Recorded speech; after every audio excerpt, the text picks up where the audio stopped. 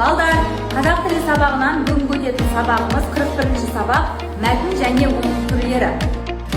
Мен балдар сөйлемге керек. Сөйлем бізге ең бірінші дыбыстан, әріптен, буыннан, сөзден және сөйлемнен құралады. Және оның құрылымы. Мәтін дегеніміз бірнеше сөйлемден құралған белгілі бір ойды оқиғаны білдіреді. Сынып оқушылары терезе алдындағы гүлдердің топырағын қопсытады, оған уақытылы су құйып тұрады. Бұл бізде балдар қандай сұраққа жауап береді? Не істеді деген сұраққа жауап береді, балдар? Бұл бізде әңгімелеу мәтіні болып тұр. Жаттығудың біріншісін оқуға шығады бізде Байғали.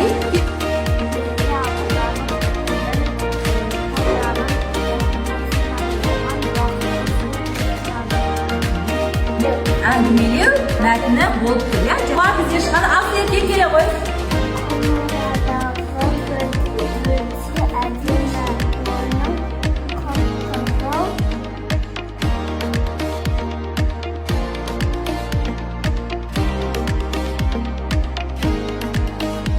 Балдар, бізде мәтін неше топқа бөлінген және сұрақтар қандай кім жауап береді?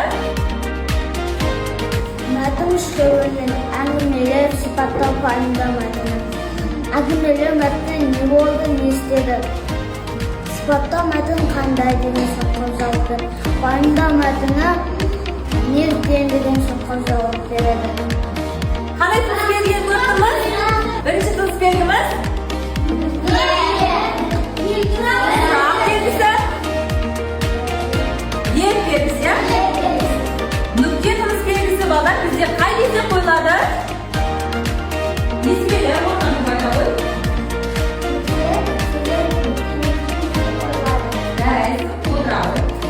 Ал екінші бізде балдар сұрақ белгісі. Сұрақ белгісі қай кезде қойылады? Талшын.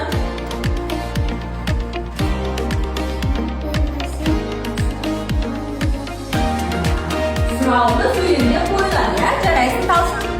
Ал екіншісі қай кезде қойылады? Мұрат қайын айта ғой.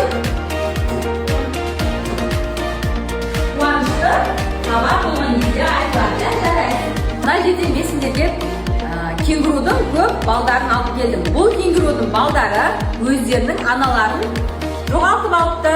Қазір осы мәтінді оқып, қай жерде леп белгісі, қай жерде нүкте, қай жерде сұрақ белгісі қойылады. Сол тыныс белгілерін дұрыс қоятын болса, бұл кенгурудың балдарына балдар біз аналарын табуға көмектесеміз. Ертең жарыс өтеді. Қандай тыныс белгісі қойылады? Нүкте.